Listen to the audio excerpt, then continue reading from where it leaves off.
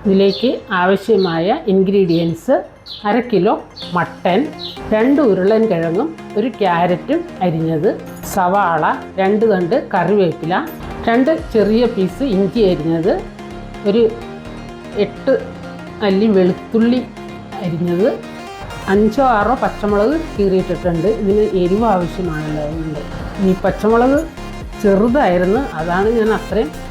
സാധാരണ ഒരുമാതിരി വലിയ പച്ചമുളകാണെങ്കിൽ ഒരു 4 എണ്ണമൊക്കെ മതി. ഇനി വേണ്ടത് 2 ബേ ലീഫ്, കുരുമുളക് കുറച്ച് ക്രഷ് ചെയ്തെടുത്തത്, ഗ്രാമ്പു 5 എണ്ണം ഉണ്ട്, 4 ഏലക്ക, 2 കറുവപ്പട്ട. ഇനി ഈ മട്ടൻ ഒന്ന് വേവിച്ചെടുക്കാൻ കുറച്ച് കുരുമുളക് പൊടി ക്രഷ് ചെയ്തത്, കുറച്ച് വെളുത്തുള്ളി, കുറച്ച് ഇഞ്ചി, ആവശ്യത്തിന് ഉപ്പ് ചേർത്ത് തേങ്ങ എടുത്ത് പിഴിഞ്ഞെടുത്തിട്ട് അതിൻ്റെ 1-ാം പാല് മാറ്റി വെച്ചിട്ട് 2-ാം പാൽ ഒഴിച്ചാണ് ഞാനിത് വേവിക്കുന്നത്. ഇതൊന്ന് നന്നായിട്ട് ഇളക്കി കൊടുക്കുക. ഇതിലേക്ക് കുറച്ച് തേങ്ങാപ്പാൽ 2-ാം പാലാണ് ഒഴിച്ചു കൊടുക്കുക.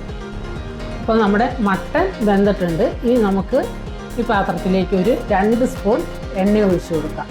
എണ്ണ ചൂടായി കഴിയുമ്പോൾ നമ്മുടെ സ്പൈസസ് ഇട്ട് കൊടുക്കാം. ആ കൂടെ ബേ ലീഫും കൂടി ഇട്ട് കൊടുക്കാം. ഇതൊന്ന് ഈ എണ്ണയിൽ കിടന്നൊന്ന് നന്നായിട്ടൊന്ന് ചൂടാവട്ടെ. ഇത് ചൂടായി കഴിഞ്ഞിട്ടുണ്ട്. ഇനി നമുക്ക് ഇവിടെ ബാക്കിയിരിക്കുന്ന വെളുത്തുള്ളി ഇഞ്ചിയും കൂടി ഇട്ട് കൊടുക്കുക. കുറച്ച് നമ്മൾ മട്ടൻ വേവിച്ചപ്പോൾ അതിൻ്റെ കൂടെ ഇട്ടായിരുന്നു. ഇതിപ്പോൾ ചെറുതായിട്ടൊന്ന് എണ്ണയിൽ കിടന്ന് മൂത്തിട്ടുണ്ട്. ഇനി നമുക്ക് ഇതിൻ്റെ കൂടെ നമ്മുടെ പച്ചമുളകും കറിവേപ്പിലയും കൂടി ഇട്ട് കൊടുക്കാം. ഇതിനകത്തേക്ക് അരിഞ്ഞു വെച്ചേക്കണേ സവാള ചേർത്തിനി നന്നായിട്ട് വഴറ്റിയെടുക്കാം. ഇതിലേക്ക് ലേശം ഉപ്പ് ചേർത്ത് കൊടുക്കുക. കുറച്ച് ഉപ്പ് ഞാൻ മട്ടനിൽ ചേർത്താണ് വേവിച്ചേക്കണത്.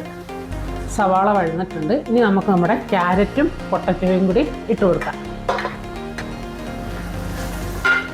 ഇതെല്ലാം കൂടി നന്നായിട്ട് ഒന്ന് ഇളക്കി ഒരു 5 മിനിറ്റ് ഇതിനകത്ത് തന്നെ ഇരുന്ന് വേവട്ടെ. ഇത് നമ്മുടെ ഒരു 5 മിനിറ്റ് ഇതെല്ലാം കൂടി നന്നായിട്ട് വഴറ്റിയിട്ടുണ്ട്. ഇതിനകത്തേക്ക് നമ്മുടെ മട്ടനും അതിൻ്റെ സ്റ്റോക്കും കൂടി ഒഴിച്ചു കൊടുക്കാം. ഈ മട്ടൻ നമ്മുടെ മുഴുവൻ വേവായിട്ടില്ല, കുറച്ചും കൂടി വേവുണ്ട്. അപ്പോൾ അത് ഈ ഉരുളനും ക്യാരറ്റും മട്ടനും കൂടി നന്നായിട്ടൊന്ന് വേവണം. ഇനി ഇതെന്തായെന്ന് നമുക്കൊന്ന് നോക്കാം. നമ്മുടെ ഉരുളനും ക്യാരറ്റും ഇറച്ചിയും കൂടി മട്ടനും ഒക്കെ കൂടി നല്ല വെന്ത് ഇനി നമുക്ക് ഇതിനകത്തേക്ക് 1-ാം പാൽ ഒഴിച്ചു കൊടുക്കാം. സോറി, 1-ാം പാലല്ല, 2-ാം പാല്. 2-ാം പാലിൻ്റെ കുറച്ചും കൂടി ബാക്കി ഇരിപ്പുണ്ട്. ഞാൻ കുറച്ച് ഒഴിച്ചാണല്ലോ മട്ടൻ വേവിച്ചത്. അപ്പം ആ മട്ടന് 2-ാം പാല് ഒഴിച്ച് ഒരു 5 മിനിറ്റും കൂടി ഇത് വേവിക്കാം. ഇനി ഇതെല്ലാം കൂടി ഒരു 5 മിനിറ്റും കൂടി ഇരുന്ന് വേവട്ടെ. ഈ സമയം നമുക്ക് ഉപ്പ് പോരെങ്കിൽ നോക്കിയിട്ട് ലേശം ഉപ്പിട്ട് കൊടുക്കുക കേട്ടോ. ഇതിൽ ഇത്തിരി ഉപ്പ് കുറവുണ്ട്, ലേശം ഉപ്പിട്ട് കൊടുക്കുക. ഇറച്ചി വേവിക്കാനും പിന്നെ ഇതിലേക്കും കൂടി ചേർത്ത് 2-ാം പാല് ഏതാണ്ട് 2 കപ്പുണ്ട്. ഇനി നമുക്ക് ഇതിൻ്റെ 1-ാം പാല് ഒഴിച്ചു കൊടുക്കാം. ഇനി നമുക്ക് തിളപ്പിക്കേണ്ട, 1-ാം പാൽ ഒഴിച്ചു കഴിഞ്ഞാൽ തിളപ്പിക്കേണ്ട ആവശ്യമില്ല. ഒന്ന് ചൂടാവണ വരെ ഒന്ന് ഇളക്കി കൊടുത്താൽ മതി.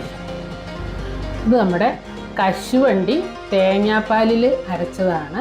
ഇതും കൂടി ചേർക്കുമ്പോൾ നമ്മുടെ കറിക്ക് നല്ലൊരു രുചി കിട്ടും. ഇനി ഇതിലേക്ക് 2 കറിവേപ്പിലയും കൂടി ഇട്ട് കൊടുക്കാം. ഇപ്പോൾ നമ്മുടെ മട്ടൺ സ്റ്റൂ റെഡി ആയിട്ടുണ്ട്. ഇത് കുറച്ച് നേരം കൂടി കഴിയുമ്പോൾ ഒന്നും കൂടി തിക്കാവും.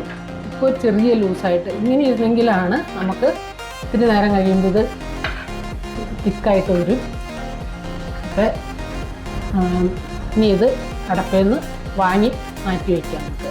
അപ്പോൾ നമ്മുടെ മട്ടൺ സ്റ്റൂ റെഡി ആയി കഴിഞ്ഞു. ഇത് നമുക്ക് അപ്പത്തിൻ്റെയും ചപ്പാത്തി, പൂരി ഇതിൻ്റെയൊക്കെ കൂടെ കഴിക്കാനായിട്ട് നല്ല രുചിയുള്ള ഒരു കറിയാണ്. പിള്ളേർക്ക്, ഏത് കൊച്ചുങ്ങൾക്ക് വരെ ഈ കറി ഇഷ്ടപ്പെടും. കണ്ടോ, കറി നന്നായിട്ട് കുറുകി തുടങ്ങി. കുറച്ച് നേരം കൊണ്ട് ഇതിപ്പോൾ തണുത്ത് തുടങ്ങണേ ഉള്ളൂ. തണുത്ത് കഴിയുമ്പോഴത്തേക്ക് നന്നായിട്ട് കുറുകി ഇരിക്കും. ഇന്നത്തെ വീഡിയോ ഇഷ്ടമായാൽ ലൈക്ക് ചെയ്യാനും സബ്സ്ക്രൈബ് ചെയ്യാനും കമൻറ്റ് ബോക്സിൽ അഭിപ്രായം പറയാനും മറക്കരുത്. എൻ്റെ ചാനലിൻ്റെ പേര് taste and travel with Prasanna. ഇതുവരെ സബ്സ്ക്രൈബ് ചെയ്യാത്തവരാണെങ്കിൽ സബ്സ്ക്രൈബ് ചെയ്യുകയും ബെൽ ബട്ടൺ ഒന്ന് അമർത്തുകയും കൂടി ചെയ്യണം.